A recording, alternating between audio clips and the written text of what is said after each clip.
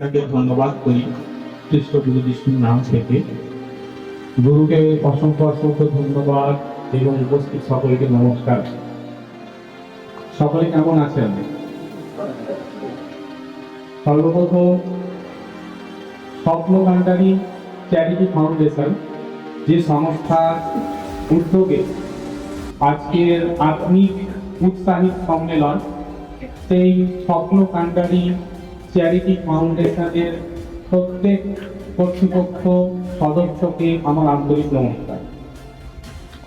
পরমেশ্বর পিতা আমাদের প্রত্যেককে আজ মহা আনন্দ উৎসবে মনোনীত করে নিয়ে এসেছেন এবং কিছু বার্তা প্রদান করার জন্যই আমাদেরকে এই স্থানে নিয়ে এসেছেন।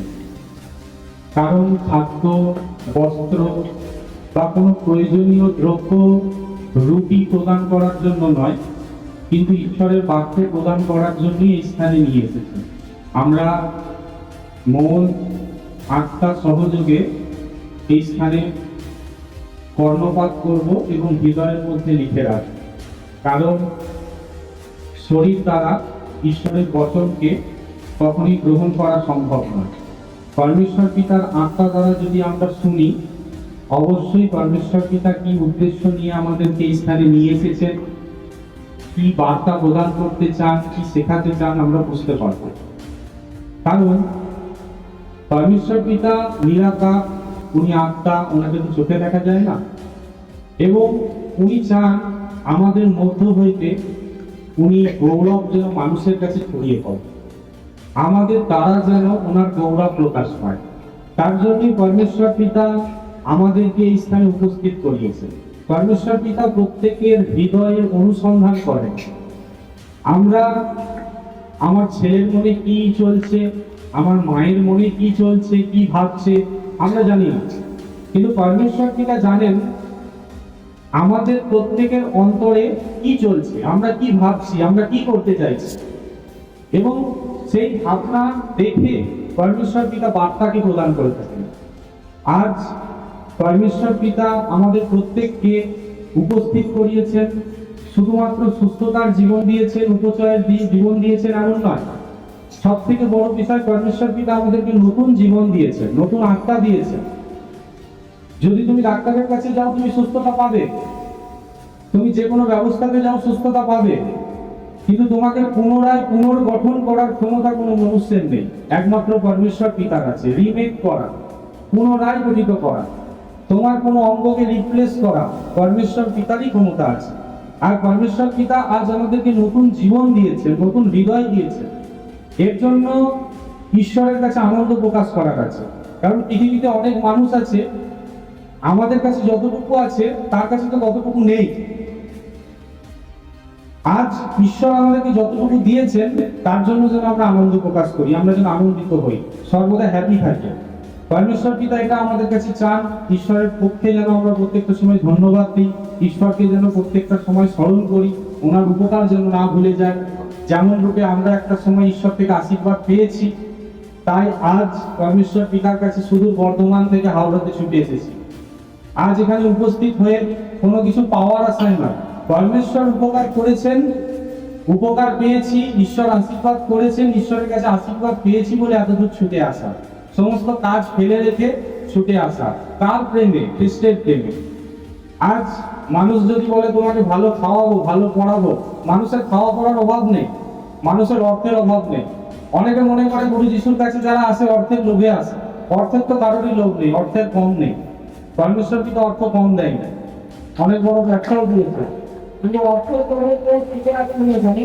কিন্তু আমরা প্রত্যেকে পরমেশ্বর পিতার প্রেমে, ঈশ্বর যে প্রেম আমাদেরকে দিয়েছেন, সেই প্রেমে আজ এই স্থানে কি হয়েছে, আমরা উপস্থিত হয়েছি। তার জন্য ঈশ্বরের উদ্দেশ্যকে আমরা বোঝার চেষ্টা করব। পরমেশ্বর পিতা কেন আমাদের মনোনীত করবেন? ঈশ্বর তো চাইলেই পারতেন ওনার অনেক স্বর্গদূতকে প্রেরণ করতে। যে রাজদূতের কর্ম আজ আমাদেরকে দিয়ে তিনি করাচ্ছেন, সেই কর্ম তো উনি স্বর্গদূতকে দিয়ে করাতে পারতেন। জগতে তো অনেক জ্ঞানবান ছিল, জগতে তো অনেক বুদ্ধিমান ছিল, আমাদের থেকেও অনেক হাইলি এডুকেটেড পার্সন ছিলেন, কিন্তু পরমেশ্বর পিতা কেন আমাদেরকে মনোনীত করবেন? কি তৈরি করতে চান আমাদেরকে, উনি আমাদেরকে কি দিতে চান, এটা আমরা বোঝার চেষ্টা করব। যদি আমরা একটা উদাহরণ দেখি, এক পিতা আর পুত্রের কথা। পুত্রের জন্মদিন, ছেলের জন্মদিন, এবং ছেলে সকাল থেকে আশা করে আছে যে তার বাবা রাত্রিবেলা অফিস থেকে বাড়ি ফিরবে বা কাজ থেকে বাড়ি ফিরবে এবং তার জন্য কিছু উপহার নিয়ে আসবে। বাচ্চারা তো এখন আশা করে না যে আজ আমার জন্মদিন, আমার বাবা বাড়ি ফিরবে, আর আমার বাবা বাড়ি ফেরার সময় কি করবে, আমার জন্য উপহার নিয়ে আসবে, গিফট নিয়ে আসবে, সাইকেল নিয়ে আসবে, কি বড় কেক আনবে, কি আমার জন্য বড় কোনো টয় খেলনা আনবে, কি জামা কাপড় আনবে, কি চকলেট আনবে। বাচ্চারা যেটা আশা করে। বাবা তো রাত্রিবেলা বাড়ি ফিরেছে, ছেলে আশা করে বসে আছে, ছেলে খুব উৎসুক বাবা কিছু নিয়ে আসবে। বাবা যখন বাড়ি ফিরেছে, বাবা খালি হাতে এসেছে, তো ছেলে ছুটে গেছে যে বাবা আজ তো আমার জন্মদিন। বাবা বলছে হ্যাঁ আমি তো জানি আজ তোমার জন্মদিন, তুমি সুখে থাকো, আনন্দে থাকো, আমি তোমাকে আশীর্বাদ করি, তুমি দীর্ঘজীবী হও, তুমি জীবনে সফল হও, তুমি সৎ মানুষ হও, তুমি যেন অন্যের উপকার করতে পারো, তুমি দরিদ্রের পাশে থাকতে পারো, তোমাকে এই আশীর্বাদ করো, তুমি সারা জীবন সুখে থাকো, আনন্দে থাকো, তুমি শান্তিতে থাকো, তোমাকে আশীর্বাদ করি। ছেলে তো নিরাশ হয়ে যায়, ছেলে নিরাশ হয়ে মায়ের কাছে ছুটে যায় যে মা, আমি তো ভেবেছিলাম বাবা আমাকে সাইকেল দেবে, বাবা আমাকে চকলেট দেবে, কি বড় কোনো খেলনা দেবে, বা কোনো সারপ্রাইজ দেবে আমাকে, কিন্তু বাবা আমাকে বলতো তুমি দীর্ঘজীবী হও। আমার তো 5 বছর বয়স, 10 বছর বয়স, আমি তখন বেঁচে থাকবো, আমি কি এখনই মরে যাব? কিন্তু আমার যেটা দরকার বাবা আমাকে দিল না। বাবা বললো তুমি দীর্ঘজীবী হও, বাবা বললো তুমি ভালো মানুষ হও, ভালো পড়াশোনা করো, তুমি সৎ হও, তুমি দরিদ্রের উপকার করো। ছেলে বলছে বড় হয়ে তো আমি এগুলো করবোই, কিন্তু আমার যেটা এখন দরকার বাবা আমাকে দিল না। তাই না? এমন হয়েছে কখনো? আমি যেটা বলছি কি বাস্তব ঘটনা। কখনো কখনো আমাদেরও মনে হয়েছে যখন একটা ছোট ছিলাম, বাবার কাছে আশা থাকতো কি আমাদের কোনো কাকা জেঠু মামা কারোর কাছে আশা থাকতো যে উপহার পাবো। বর্তমান দিনেও প্রত্যেকটা লিডার, প্রত্যেকটা বিশ্বাসীর মনে ঈশ্বরের কাছে এমন একটা গিফট বা উপহার পাওয়ার আশা থাকে। পরমেশ্বর পিতা যে তোমাকে দীর্ঘজীবী করেছে এর মূল্যটাই তুমি জানো না। তুমি পরমেশ্বর পিতার কাছে গাড়ি চাও, তুমি পরমেশ্বর পিতার কাছে পাকা বাড়ি চাইছো, তুমি পরমেশ্বর পিতার কাছে ছেলের জন্য চাকরি চাইছো, তুমি পরমেশ্বর পিতার কাছে ব্যবসায় উন্নতি চাইছো, কিন্তু পরমেশ্বর পিতা তোমাকে কি দিয়েছে? আয়ুর দীর্ঘতা দিয়েছে, পরমেশ্বর পিতা তোমাকে শান্তি দিয়েছে, পরমেশ্বর পিতা তোমাকে সুখ দিয়েছে, পরমেশ্বর পিতা তোমাকে নতুন জীবন দিয়েছে। কিন্তু সেই বাচ্চা ছেলের ন্যায় এখনো আমাদের বুদ্ধি হয়নি, আমরা নির্বুদ্ধি হয়ে আছি। আমরা দৃশ্যমান বস্তুর পেছনে ছুটে চলেছি, ক্ষণকাল স্থায়ী এমন জিনিসের পেছনে আমরা ছুটে চলেছি, ক্ষয়নীয় বস্তুর পেছনে ছুটে চলেছি। খেলনা 2 দিন খেলবে, 3 দিনের দিন ভেঙে যাবে। সাইকেল 1 বছর পর পুরনো হয়ে যাবে। জামা কাপড় 6 মাস পরবে, পুরনো। কিন্তু তোমাকে যে পরমেশ্বর পিতা আয়ু দীর্ঘতা দিয়েছে সেটা কি কালকে শেষ হয়ে যাবে? তোমাকে যে শান্তি দিয়েছে পরমেশ্বর পিতা, শান্তি কি তোমার কাছ থেকে সরে চলে যাবে? শান্তি কি পুরনো হয়ে যাবে? তোমাকে যে পরমেশ্বর পিতা সুখ দিয়েছে, তোমাকে যে পরমেশ্বর পিতা হস্তে আশীর্বাদ করেছে যে তুমি চাঙ্গাই করবে, অসুস্থ সুস্থ হবে, তুমি ধন্যবাদ দেবে, গুরুর নামে ভূত ছাড়াবে, এই আশীর্বাদ যে পেয়েছি তার মূল্য আজকে আমরা বুঝতে পারি না। আমরা প্রত্যেকটা সময় ক্ষয়নীয় বস্তুর পেছনে ছুটে চলি। পিতার কাছে আমাদের ইচ্ছা থাকে বর্তমান দিনে কিভাবে ভালো থাকবো, নিজে কিভাবে সুখে থাকবো, নিজে কিভাবে আনন্দে থাকবো, এটা। কিন্তু স্বপ্ন কান্ডারি চ্যারিটি ফাউন্ডেশন যে সংস্থা, আমরা যিনাকে দেখে এগিয়ে চলেছি, আমাদের ম্যাম মধুমিতা ম্যাম, তিনার কি উদ্দেশ্য? তিনি যখন বচন পেলেন, তিনি যদি মনে করতেন যে আমি নিজে ভালো থাকবো, আমি নিজে সুখে থাকবো, পিতা আমার বাড়িটা হলেই হবে, আমার স্বামীর চাকরিটা হলেই হবে, তাহলে কি আপনারা বচন আজ জানতে পারতেন? আপনারা কি ঈশ্বরের সঙ্গে পরিচিত হতে পারতেন? আপনারা কি কখনো স্বর্গীয় রস আস্বাদন করতে পারতেন? কখনো না। এটা ভেবে দেখা যাচ্ছে। প্রত্যেকটা মানুষ তো নিজের জন্যই বেঁচে আছে, কিন্তু অপরের জন্য কে ভাবে?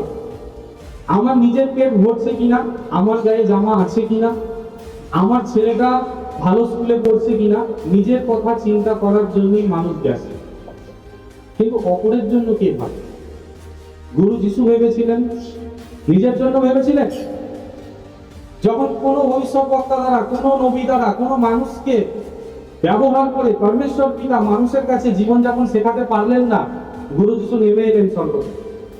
যে না, এখন আর আমার বসে থাকার সময় নয়, আমাকে ডিরেক্ট যেতে হবে পৃথিবীবাসীকে, প্রত্যেকটা মনুষ্য সন্তানকে দেখাতে হবে দাস হয়ে কিভাবে জীবনযাপন করতে। শেষ আজ্ঞা অবধি, শেষ জীবন অবধি ঈশ্বরের প্রত্যেকটা আজ্ঞাকে তিনি কি করলেন? দাস রূপে পালন, নত হয়ে। কখনো তিনি আশা করেননি যে পৃথিবীতে আমি রাজা হয়ে জন্মগ্রহণ করব। ঈশ্বরের সন্তান, তিনি চাইলেই পারতেন ইসরায়েলের রাজা হয়ে কি করতে? জন্মগ্রহণ করতে। তিনি কার পরিবারে জন্মগ্রহণ করলেন? এক ন্যূনতম ছুতরের পরিবারে। কেন? মানুষকে যেন শেখাতে পারেন কি রূপে ঈশ্বরের সহিত নত হয়ে দাস রূপে চলতে পারে। আর যে দাস রূপে চলে সে তো ক্ষয়নীয় বস্তুর প্রতি কখনোই ইচ্ছা রাখে। যে নিজেকে পরমেশ্বরের সন্তান রূপে মনে করে, যে মনে করে হ্যাঁ পরমেশ্বর পিতার সংকল্পকে পূরণ করার জন্য, ঈশ্বরের ইচ্ছাকে পূরণ করার জন্যই পরমেশ্বর পিতা আমাকে মনোনীত করেছে, সে কি করবে? সদা সর্বদা ঈশ্বরের জন্য নিজেকে জীবন্ত বলি রূপে উৎসর্গ করবে। সে কখনোই নিজের জীবনকে উপভোগ করার জন্য নয়, জীবনে সে বেঁচে থাকবে ভালো জীবনযাপন করার জন্য নয়, অন্যকে ভালো রাখার জন্য। তার সর্বদা এটা চিন্তা ভাববে কে দরিদ্র আছে, কে অসহায় আছে, কে দুস্থ আছে, কে এখনো ঈশ্বরের বচন জানতে পারেনি, কোন এলাকা এখনো অন্ধকারে ডুবে আছে, সেই স্থানে আমি যাব, ঈশ্বরের বচনকে প্রচার করব। পৌল কি করলো? পবিত্র শাস্ত্র যদি আমরা পড়ি দেখতে পারবো পেরিতের কার্য। নিজেকে যদি পেরিত বলে মনে করি, পুরো পেরিতের কার্যটাকে পড়বো। একটা পেরিতের কি কাজ স্পষ্ট রূপে লেখা আছে। গুরু যিশু 12 জন শিষ্য কি করেছিল, পৌল কি করেছিল, স্পষ্ট রূপে লেখা আছে। পড়লে আমরা জ্ঞান অর্জন করতে পারবো, জানতে পারবো অতীতে কি হয়েছিল, স্পষ্ট করে পবিত্র শাস্ত্রে লেখা আছে।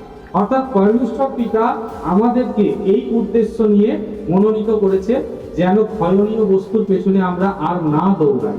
জীবনে যতটুকু প্রয়োজন সেই প্রয়োজন অনুসারে যেন আমরা চলার চেষ্টা করি। যদি আমরা আদি পুস্তকে পড়ি, আদি পুস্তক 12-তে 12-2 পড়বো একটু একটু সাত করবো। আচ্ছা আমি পড়ছি।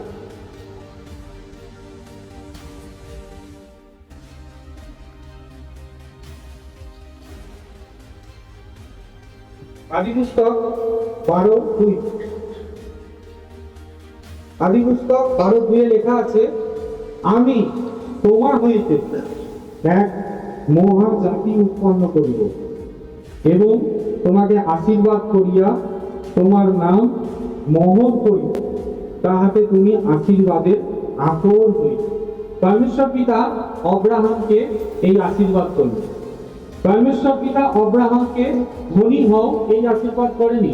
পরমেশ্বর পিতা জ্ঞানবান হও, বড় চাকরি করো, জগতে তোমার অনেক নাম হোক, সবাই তোমার নামের পিছনে দৌড়াও, তোমাকে সবাই চিনুক, তুমি সুপারস্টার হও, তুমি ভাইরাল হয়ে যাও, এমন আশীর্বাদ করেনি। পরমেশ্বর পিতা তাকে কি আশীর্বাদ করলো? তোমার হইতে আমি এক মহা জাতি উৎপন্ন করি। বর্তমান দিনে আত্মিক মানুষের সংখ্যা অনেক কম। পুরো পৃথিবীকে লক্ষ্য করে দেখো কতজন আত্মা অনুসারে চলে, তার পরিসংখ্যান কর। প্রত্যেকে তো মাংস অনুসারে চলছে, প্রত্যেকে তো স্বার্থ চেষ্টা করছে, নিজের আত্মতৃপ্তি করার চেষ্টা করছে।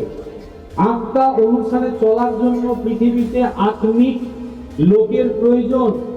আর আত্মিক লোক আমি তোমাদের মধ্যে হইতে উৎপন্ন করব। আমি তোমাকে মনোনীত করেছি যেন তুমি নিজে আত্মিক হও, আর তোমার দ্বারা আরো অনেকজন যেন আত্মিক রূপে চলতে পারে। কারণ যতদিন আমরা মাংসে আছি কখনোই আমরা এই পৃথিবীকে ঈশ্বরের সেই স্বর্গরাজ্যের তুল্য করে তুলতে পারবো না। পরমেশ্বর পিতা যে এদন বাগানকে নির্মাণ করেছিলেন সেই পৃথিবী আমরা নির্মাণ করতে পারবো না। আত্মা অনুসারে চললে তবেই সেটা সম্ভব। তার জন্য পরমেশ্বর পিতা বলছে, তোমার মধ্য হইতে আমি এক মহা জাতি উৎপন্ন করব। তোমাকে এই আশীর্বাদ দেওয়ার জন্য আমি তোমাকে মনোনীত করে এই স্থানে নিয়ে এসেছি। তার মানে এটা অনেকের মনের মধ্যে ভাবনা আসতে পারে যে আমি তো দুটো সন্তান আছে আমার, এর অধিক তো সন্তান আমি আর নেবো না। না, যদি আমরা মতির প্রথমটা পড়ি, সেখানে লেখা আছে আদমের বংশাবলী, লেখা আছে তো। আদমের পুত্র কে ছিল, তার পুত্র কে ছিল, তার পুত্র কে ছিল, আত্মিক বংশাবলী সেখানে একটা দেওয়া আছে। এই আত্মিক বংশাবলী তোমার তৈরি করতে চাই। তোমার দ্বারা ঈশ্বরের কর্ম হয়েছিল, তার পুত্রের দ্বারা ঈশ্বরের কর্ম হয়েছিল, তার নাতিপুতির দ্বারা ঈশ্বরের কর্ম হয়েছিল। তোমার দ্বারা এক আত্মিক জাতিকে কি করতে চাই পরমেশ্বর পিতা তৈরি করতে চাই। পরমেশ্বর পিতা অনেক গুণের সম্পর্ক ভেবেছে। তুমি তো ভাবছো 1 বছরের সুখ, তুমি ভাবছো 2 বছরের সুখ, তুমি ভাবছো 5 বছরের আনন্দ, কিন্তু পরমেশ্বর পিতা তোমার পরের বংশ, তার পরের বংশ, এত দূর অব্দি পরমেশ্বর পিতা ভেবে রেখেছে। আমরা ঈশ্বরের উদ্দেশ্যকে বোঝার চেষ্টা করব।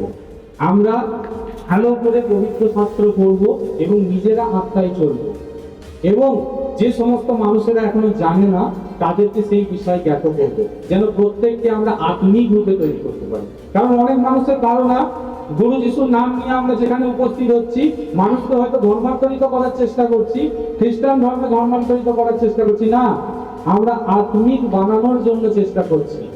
একটা মানুষকে ঈশ্বরের মন্দির করে গড়ে তোলার চেষ্টা করছি, যেন তার মধ্যে পরমেশ্বর পিতার আত্মা বসবাস করতে পারে। এবং তুমি আশীর্বাদের আতর হইবে, আতর মানে উৎস, তোমার মধ্য হইতে আশীর্বাদ বেরোবে, তোমার মধ্য হইতে আশীর্বাদ বেরোবে। এবং তারপরে লেখা আছে, তোমাকে যে ভালোবাসবে আমি তাকে আশীর্বাদ করব, আর যে তোমাকে অভিশাপ দেবে আমি তাকে অভিশাপ করবো। এটা কত বড় পাওয়া! একটা সাইকেল পাওয়া কি সব থেকে বড়? একটা চকলেট পাওয়া বড়? একটা গাড়ি পাওয়া বড়? একটা চাকরি পাওয়া বড়? পরমেশ্বর পিতা বলছে, তোমার মাধ্যম হইতে আমি আশীর্বাদকে বের করবো। তোমাকে যে ভালোবাসে আমিও তাকে কি করবো? আশীর্বাদ করব। আর যে তোমাকে ভালোবাসে না আমি তাকে আশীর্বাদ করব না। অব্রাহামকে এমন আশীর্বাদ করেছিল, যে তোমাকে গ্রহণ করবে আমি তাকে গ্রহণ করব, যে তোমাকে মেনে নেবে আমি তাকে মেনে নেব।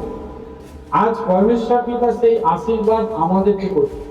আমরা কখনো আমাদের নিজেদের ঘর দেখবো না, আমার ব্যাংক ব্যালেন্স দেখবো না, আমি দেখবো পরমেশ্বর পিতা আমাকে নিয়ে কি প্রতিজ্ঞা করেছে, আমাকে নিয়ে কি সংকল্প করেছেন, সেগুলোকে আমি পড়বো, সেগুলোকে আমি দেখবো, আর সেই দিকে এগিয়ে যাব। তাহলেই পরমেশ্বর পিতার ইচ্ছা আমার দ্বারা কি হবে? সুসম্পন্ন। ঈশ্বরের পরিকল্পনাকে বাস্তবায়িত করার জন্য পবিত্র শাস্ত্রে কত মানুষ নিজের জীবন পর্যন্ত উৎসর্গ করেছে। তার একমাত্র পুত্র নিজেকে ক্রুশে বলিদান করেছেন যেন ঈশ্বরের ইচ্ছা পূরণ হয়। আজ তার বিন্দু মাত্র স্বার্থ ত্যাগ আমাদেরকে করতে হয় না, আমাদেরকে উপবাস করতে হয় না, আমাদেরকে কোনো কিছু নিয়ম পালন করতে হয় না, আমাদেরকে কোনো কিছু দান করতে হয় না, কোনো অর্থ পেমেন্ট করতে হয় না। কোনো নিয়মাবলী, কোনো শাসনের মধ্যে না থেকে প্রেমের সহিত পরমেশ্বর পিতা চায় স্ব ইচ্ছায় আমরা যেন তার ইচ্ছাকে পূরণ করি। পরমেশ্বর পিতা তো এই জন্যই বড় সাধ করে মনুষ্যকে নির্মাণ করেছিলেন, যেন প্রত্যেকটা সময় আমরা তার জয়গান করি। তাই আজ থেকে আমরা ঈশ্বরের কাছে ইচ্ছা রাখবো যে প্রত্যেকটা মুহূর্তে যেন পরমেশ্বর পিতার ইচ্ছা পূরণ হয়, আমার নিজের ইচ্ছা। কারণ আমরা প্রত্যেকটা সময় নিজের ইচ্ছাকে পূরণ করার জন্য কাজ করে চলি, কিন্তু আজ থেকে আমার নিজের ইচ্ছা নয় পিতা, আপনার ইচ্ছা যেন পূরণ। কারণ আমার জ্ঞান, আমার বুদ্ধি এই 4 দেওয়ালের মধ্যে সীমাবদ্ধ, এর বাইরে আমি দেখতে পাচ্ছি না এর বাইরে কি হচ্ছে। পরমেশ্বর পিতা জানেন পুরো পৃথিবীতে কি হচ্ছে, কোনটা ভালো, আমার জন্য কোনটা উত্তম, আমার জন্য সব থেকে বেস্ট কোনটা, সেটা কে জানেন? পরমেশ্বর পিতা জানেন। তাই তার হাতে আমি আমার ভবিষ্যৎকে ছেড়ে দেবো। আমরা যদি মনে করি আমি আমার ভবিষ্যৎকে সুরক্ষিত করতে পারি, তাহলে তো খুবই ভুল ভাবছি। কিন্তু পরমেশ্বর পিতা পারেন আমার ভবিষ্যৎকে সুরক্ষিত এবং মজবুত করতে, আমার দ্বারা এক মহা জাতি উৎপন্ন করতে, যার ভবিষ্যৎকে সুরক্ষিত এবং মজবুত পরমেশ্বর পিতা করতে।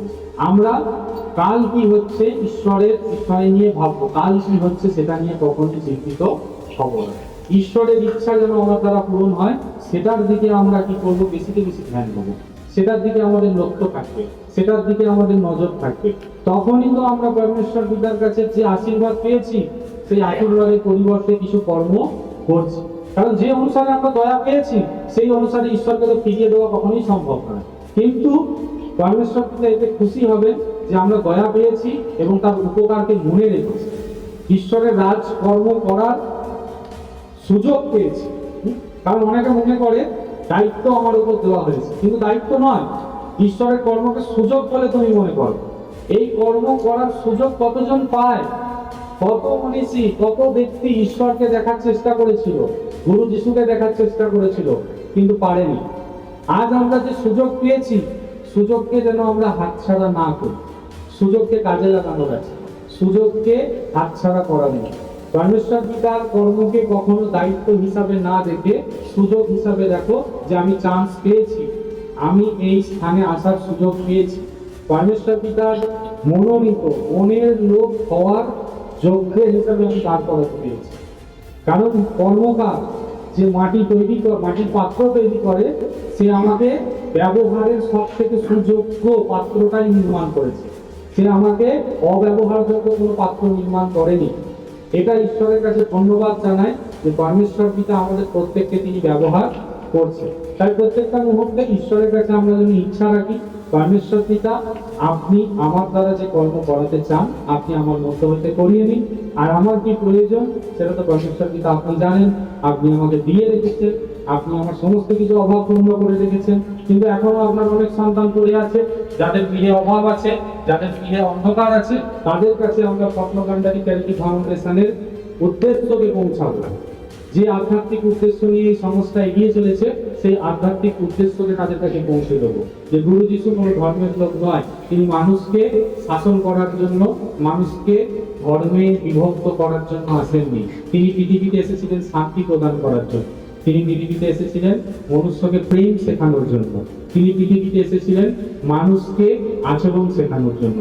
সেই বিষয়ে যতক্ষণ না আমরা উদ্যোগী হব, সেই বিষয়ে যতক্ষণ না আমরা চাহাত রাখবো, শয়তান কিন্তু তার সমগ্র চেষ্টা দিয়ে আমাদেরকে বসিয়ে দেওয়ার চেষ্টা করবে। তাই আমরা আমাদের ক্ষমতাকে কাজে লাগাবো। আমরা যে 9টা বরদান পেয়েছি, 9টা বরদানকে যেন আমরা আলমারিতে তুলে না রাখি, 9টা বরদানকে যেন আমরা ব্যবহার করি।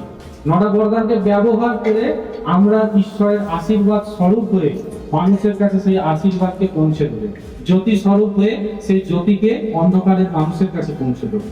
পরমেশ্বর পিতা এতে অত্যন্ত খুশি হবেন এবং আকাশ রূপ ভান্ডার খুলে আমাদের প্রত্যেককে আশীর্বাদ করবেন। এতটাই বলবো, পরমেশ্বর পিতাকে ধন্যবাদ করি, গুরু যিশুর নাম করি, সর্বজনীন।